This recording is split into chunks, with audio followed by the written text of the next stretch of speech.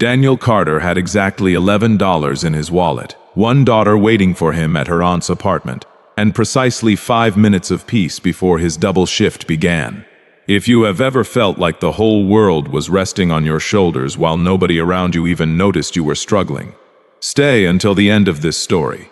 Because what happened to Daniel in that cafe will remind you that sometimes the smallest voices carry the loudest truths. And if this story moves you even a little, do something for me right now. Hit that like button and subscribe, because I promise you, this journey is only getting started. Daniel had not planned on stopping anywhere that morning.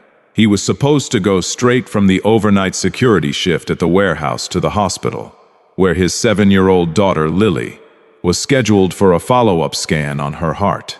But his legs had simply stopped moving outside a small cafe on 5th Street, the smell of roasted coffee beans pulling him in like a rope around his chest. He told himself it was just 5 minutes. 5 minutes of sitting somewhere warm, somewhere that did not smell like motor oil and fluorescent light, somewhere he did not have to be strong for anyone. 3 years earlier, Daniel had been an ordinary husband with an ordinary life, a small apartment, a steady job in graphic design, a wife named Sarah who filled every room she entered with laughter. Then came the accident on a rain-soaked highway, a truck that never slowed down, and a hospital room where Daniel had to explain to a 4-year-old girl why her mother was not coming home. Since that day, Daniel had rebuilt his entire world around one single promise. Lily would never feel unloved, never feel unsafe, and never ever feel like a burden. He worked 2 jobs. He skipped meals so she would not skip hers. He sold his car and took the bus so she could keep her dance lessons, because dance was the only thing that still made her laugh the way her mother used to. That morning, sitting in the corner of the cafe with a cup of tea he could barely afford, Daniel allowed himself 30 seconds of self-pity before he noticed 4 small shadows falling across his table. He looked up and found himself staring into 8 identical brown eyes. 4 little girls, unmistakably quadruplets, stood in a tight row in matching yellow sundresses, their dark hair braided into identical pigtails. They looked at him the way children look at someone they have already decided to trust, which made no sense at all, because he had never seen them before in his life. Before he could say a word, the smallest of the 4, though smallest by mere seconds, as he would later learn, climbed onto the chair beside him and cupped her tiny hand around his ear. Her whisper was so urgent, so rehearsed, that it barely sounded like a child's voice at all. "Pretend you're our father," she breathed. "Please, just for 5 minutes. Our mom is coming, and if she sees us alone with strangers again, the bad man at her office is going to win." Daniel opened his mouth to ask what on earth that meant, but the girl's 3 sisters were already sliding into the empty seats around him, arranging themselves like a family that had been meeting here every Sunday for years. He should have said no. Every rational bone in his body told him to stand up, apologize for the misunderstanding, and walk straight out the door. He thought of the hospital appointment waiting for him across town, of the cardiologist who had gently explained, weeks earlier, that Lily's condition would require a procedure their insurance considered elective, despite the doctor's own quiet insistence that it was anything but, and of the growing folder of unpaid bills stacked on top of his refrigerator, like a monument to everything he could not fix no matter how many extra shifts he picked up. But there was something in the way the girls' hands trembled as they folded themselves into the booth. Something in the practiced desperation of children who had clearly learned to solve problems no child should ever have to solve, that made Daniel freeze in his seat instead. And then the glass door of the cafe swung open, and a gust of cold air carried in a woman who looked like she had not stopped moving in years. She was tall, sharp-suited, her dark hair pulled back so tightly it seemed to pull at the corners of her eyes. 2 men in black suits trailed a respectful 3 steps behind her, the unmistakable silhouette of private security. Her gaze swept the cafe with the practiced efficiency of someone scanning a room for threats. And when it, landed on the table where her 4 daughters sat pressed against a stranger. Her whole body went rigid. For one terrifying second, Daniel thought he was about to be arrested. Then the woman's shoulders dropped half an inch, just enough for him to see the relief hiding beneath the panic, and she walked toward them instead of away. "Girls," she said, her voice low and controlled in the way voices become when a person has spent years learning to hide their fear behind authority. "What did I tell you about wandering off?" The girls exchanged a lightning-fast glance, and the one nearest Daniel, the one who had whispered in his ear, answered without missing a beat. "We didn't wander, Mommy. We were with Daddy." The word landed in the middle of the cafe like a dropped plate. Daniel felt every nerve in his body scream at him to correct the record immediately. But the woman, his eyes had already locked onto his, and in them he saw something he recognized instantly because he had worn that same expression in 100 hospital waiting rooms. The look of a parent who is one breath away from losing everything, silently begging a stranger not to make things worse. "I'm sorry," she said quietly, extending a hand that trembled just slightly. "Victoria Bennett, I don't believe we've met." Daniel shook it, playing along on instinct alone. "Daniel," he said, and left it there. Victoria's eyes flicked toward her security detail, and something unspoken passed between them, a silent order to stand down, to give the appearance of a normal family morning at a normal cafe. She slid into the booth across from him, and for the first time since walking in, she allowed herself to breathe. It took less than 10 minutes for Victoria to explain, in careful, clipped sentences, exactly how desperate her situation had become. She was the chief executive of Bennett Harlow Group, a fashion and technology conglomerate her late father had built from nothing, and in 6 days the board would vote on a merger that would either secure the company's future or hand control to a rival faction led by her late father's business partner, Richard Hale. Richard had spent the last year quietly building a narrative that Victoria, a single mother of quadruplets since her divorce, was too distracted, too unstable, too alone to lead the company through the merger. 2 nights ago, an anonymous source had leaked a story to a tabloid claiming Victoria's daughters were frequently left with nannies while she played house with men from dating apps, an accusation that was cruel, invented, and devastatingly effective. The board wanted to see stability. They wanted to see a family. And her daughters, in their own 6-year-old wisdom, had apparently decided to manufacture one on the spot. Victoria's marriage had ended 2 years earlier, not in the dramatic collapse the tabloids like to imply, but in the slow, quiet way most marriages actually end. Her ex-husband, a venture capitalist named Preston, had grown resentful of a wife who out-earned him and outworked him, and had eventually left for a junior associate at his firm who made him feel, in his own words, like the important one for once. He had signed away custody with barely a fight, more interested in avoiding the optics of a contested divorce than in the 4 daughters he saw twice a year on carefully scheduled video calls.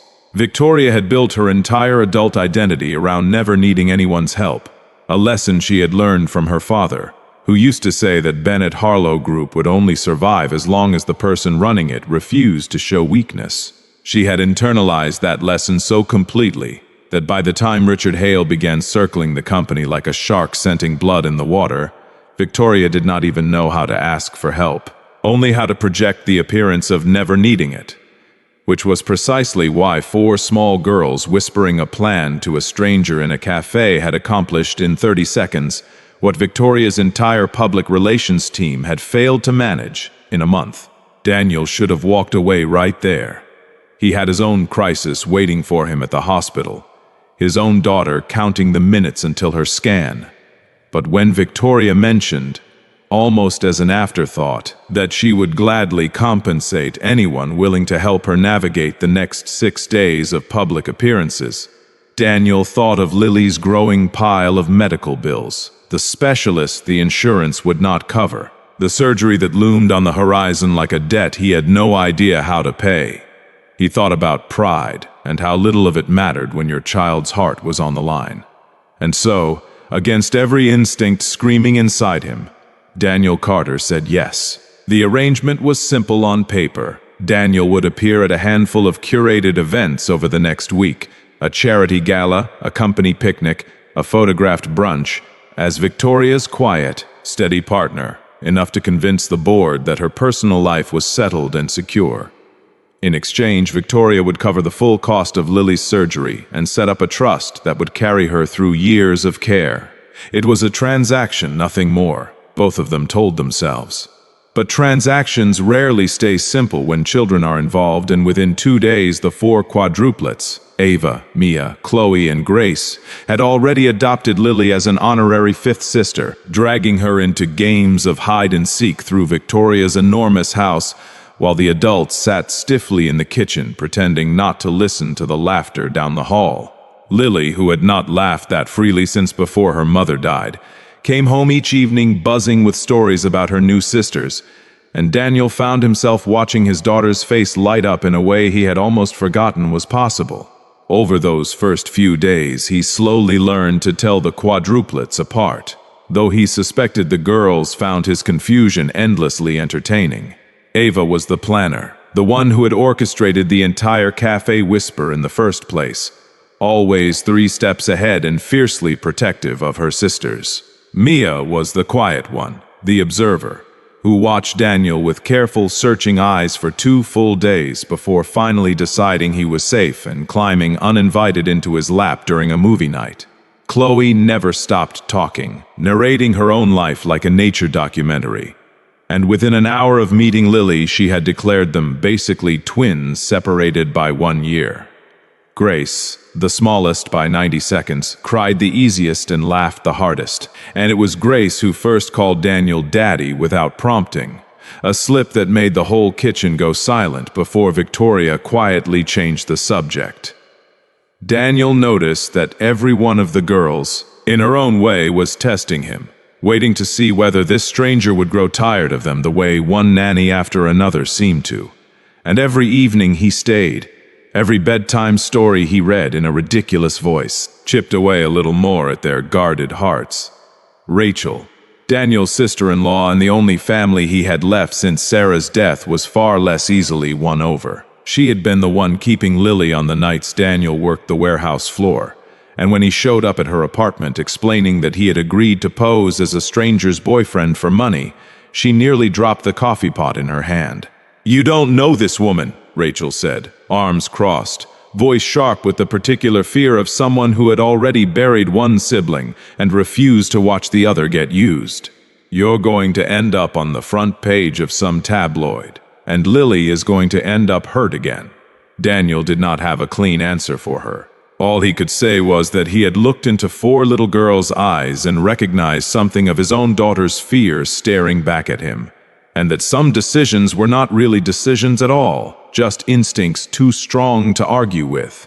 Rachel did not approve, not fully, not for days, but she softened the first time she watched Lily and the quadruplets build a blanket fort together in Victoria's living room, laughing so hard that Grace fell over sideways and nobody could breathe for a full minute.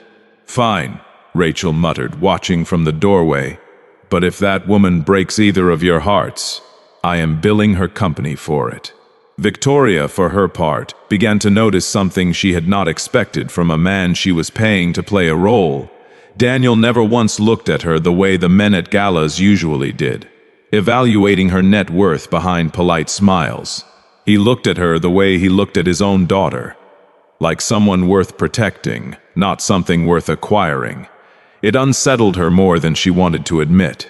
By the 4th day, the lines between performance and reality had blurred so completely that neither of them could say for certain where one ended and the other began. At the company picnic, when a photographer asked them to pose for a candid family shot, Daniel instinctively reached for Victoria's hand before he could stop himself, and she let him hold it a full 3 seconds longer than the photo required. That night, after the girls had fallen asleep in a tangled pile on the living room floor, Victoria found Daniel in her kitchen, washing dishes that were not his to wash. And for the first time in longer than she could remember, she told someone the truth about how exhausted she was, how afraid she was, how much she missed simply being seen as a person instead of a company's public face. Daniel listened. He did not offer solutions or platitudes. He just listened, the way Sarah used to listen to him. And Victoria realized with a quiet jolt that she had not felt this understood in years. There was one evening, 3 days before the gala, that Daniel would return to in his memory for years afterward. Victoria had asked him to stay after the girls went to bed, ostensibly to review the schedule for the week's remaining appearances, but the folder of talking points sat untouched on the counter between them, while they instead found themselves talking about everything except the arrangement, her father's old habit of humming off-key while reviewing quarterly reports, his wife's insistence on burning every batch of pancakes she ever attempted, the particular loneliness of being the strong one in a room full of people who needed you to stay standing. Victoria admitted almost shyly that she had not let anyone see her cry since her father's funeral, and Daniel, without thinking too hard about it, admitted that he still sometimes set 2 cups of coffee out of habit before remembering there was only one person to drink his. Neither of them planned what happened next, and neither of them, if asked, could have said with certainty who moved first. But for a few quiet minutes in that enormous, echoing kitchen, 2 people who had met as strangers performing a favor for frightened children stopped pretending anything about the way they felt. It was Victoria who pulled back first, whispering that this was not supposed to be part of the deal, and Daniel, gathering his coat to leave, told her honestly that he had stopped keeping track of the deal several days earlier. Neither of them slept much that night, for entirely different reasons than the ones that had kept them awake before. But Richard Hale had not built a fortune by missing details. On the 5th day, his private investigator delivered a folder to his office containing everything there was to know about Daniel Carter: his warehouse job, his late wife, his daughter's medical history, and most damning of all, a bank statement showing a substantial deposit from Bennett Harlow Group into his account 3 days before he was first photographed with Victoria. Richard smiled for the first time in weeks. He now held proof that Victoria's stable new relationship was, in fact, a paid arrangement, and he intended to use it at the worst possible moment, the merger gala, in front of every board member, investor, and journalist who mattered. The days leading up to the gala were not without their own small betrayals of the arrangement's fragility. A grainy photograph surfaced online showing Daniel accepting an envelope from Victoria's assistant outside a downtown bank. In truth, the first installment toward Lily's surgery, but online it was captioned as payment for services rendered, and the comments beneath it turned vicious within hours. Victoria's publicist wanted to bury the photo with a flood of curated content. Daniel wanted to simply tell the truth and let the chips fall. A disagreement that led to their first real argument. Voices raised in Victoria's kitchen while the girls listened from the stairwell, too frightened to come down. It was Eva the planner, who eventually crept down anyway and asked, in a small voice that stopped both adults cold, whether they were about to send Daniel and Lily away like the last 3 attempts at stability her mother had tried and failed to maintain. Neither Daniel nor Victoria had a good answer for that either, only the shared, uncomfortable understanding that whatever this had become, it was no longer something either of them could walk away from without breaking something that could not easily be repaired. Daniel found out about the leaked folder the morning of the gala, when a reporter cornered him outside his apartment building and asked, with a predator's smile, how much money it took to rent a fake father for a week. He said nothing, but the question followed him all day like a shadow, curdling into something close to shame. That evening, dressing in the borrowed suit Victoria's stylist had provided, Daniel stared at himself in the mirror and wondered whether he had made everything worse, whether Lily's new sisters would lose them the moment the truth came out, whether Victoria would be destroyed by a scandal he had unwittingly helped create. He almost did not go. It was Lily, small and fierce in her doorway, who convinced him otherwise. "You always tell me the truth matters more than being scared," she said. "So go tell the truth, even if it's scary." Daniel looked at his daughter and realized, not for the first time, that she was wiser than he would ever be. The gala was everything Bennett Harlow Group's reputation demanded. Crystal chandeliers, a string quartet, 500 of the city's most powerful people dressed in black tie, and Richard Hale waiting by the main stage with the folder tucked inside his jacket like a loaded weapon. Victoria stood at the podium delivering the opening remarks of her career, her voice steady despite the storm she could feel building at the edges of the room. Daniel watched from the crowd with Lily's hand in his, and beside them, Ava, Mia, Chloe, and Grace stood in matching navy dresses, uncharacteristically still, sensing that something important was about to happen. Richard made his move the moment Victoria opened the floor for questions, striding to the microphone with the confidence of a man who believed he had already won. He did not bother with subtlety. He announced loudly enough for every camera in the room to catch it, that the board deserved to know their CEO's newfound stability was purchased, not earned, that the quiet, steady partner paraded before them for the past week was a paid performer, hired to manufacture the illusion of a family. Gasps rippled through the crowd. Cameras turned toward Daniel, who felt his heart drop through the floor. For one long, terrible moment, nobody in the room breathed. Then Victoria did something Richard had never accounted for. She told the truth. All of it, without flinching. She admitted that yes, in a moment of desperation, she had agreed to let a kind stranger stand beside her at a few public events, because her daughters, frightened by a smear campaign about their own mother's fitness to raise them, had begged a stranger for help in a cafe, and he had said yes not for the money he was later offered, but because 4 little girls looked scared and he could not walk away. She admitted that what began as an arrangement had, somewhere along the way, stopped being one at all, and that she was no longer certain she could separate the man from the fiction the world had assigned him. She looked directly at Daniel as she said it, and the room, for all its wealth and polish, went utterly silent, hanging on every word. Daniel, still holding Lily's hand, felt his daughter squeeze his fingers, and something in him finally broke free of the fear that had kept him quiet all week. He walked to the front of the room, past 500 strangers, and told them the only part of the story that mattered, that he had lost his wife, that he was terrified every single day of not being enough for his daughter, and that in 6 short days a family he never expected to find had shown him what it felt like to be needed for exactly who he was, not what he could provide. He said he did not care what the board decided about the merger, because some things were worth more than a boardroom's approval. And then, in front of cameras that would replay the moment for weeks, he told Victoria that whatever this had started as, he did not want it to end. For a long moment after Daniel finished speaking, the ballroom hung suspended in silence. 500 of the city's most powerful people unsure whether they had just witnessed a scandal or a miracle. Then, somewhere near the back, an elderly board member named Harold Whitfield, who had known Victoria since she was a child trailing after her father through the office hallways, began to clap, slowly at first and then without restraint, and the sound spread through the ballroom like a wave nobody could stop. Richard Hale stood frozen at the microphone he had claimed only minutes earlier, his folder of evidence suddenly worth nothing against. A room that had just watched 2 people choose honesty over image, in the one setting where image was supposed to matter most. He tried, weakly, to steer the conversation back toward questions of judgment and fiduciary responsibility.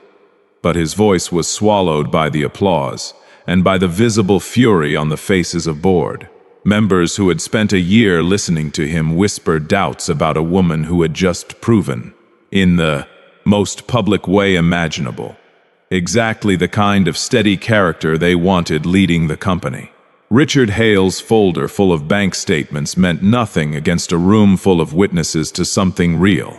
The board, swayed less by scandal than by the raw, undeniable honesty of the moment, voted overwhelmingly in Victoria's favor within the week, and Richard quietly resigned before the ink dried on the merger papers. But the greater victory happened far from any boardroom, in a house that slowly filled with the noise of 5 children, instead of 4, where Lily's surgery went perfectly, and her recovery was cheered on by 4 sisters, who had claimed her as their own from the very first afternoon. Daniel never did go back to the warehouse job. Victoria offered him something better, and stranger, and infinitely more meaningful, a permanent seat at her table. Not as an employee, not as a performer, but as the man her daughters had chosen for her, one whispered request at a time. Rachel, true to her word, never billed anyone for anything, though she did make Victoria sit through an uncomfortably thorough dinner table interrogation, before finally, grudgingly, admitting that the CEO isn't so bad after all. Lily's recovery from surgery was slow but steady, and by spring she was back in her dance lessons, this time with 4 new sisters cheering loudly enough from the audience to embarrass her thoroughly, which she pretended to hate and secretly loved. Victoria restructured the board within 2 months of the merger's approval, appointing leadership she trusted and, for the first time since her father's death, allowing herself an actual vacation. A week at the coast with 5 girls building sandcastles and 1 former warehouse security guard teaching all of them, badly, how to fly a kite. A year later, on the anniversary of that first morning in the cafe, Daniel and Victoria stood together at the very same corner table. 5 children crowded around them arguing over whose turn it was to order hot chocolate. Nobody whispered instructions in his ear this time. Nobody needed to.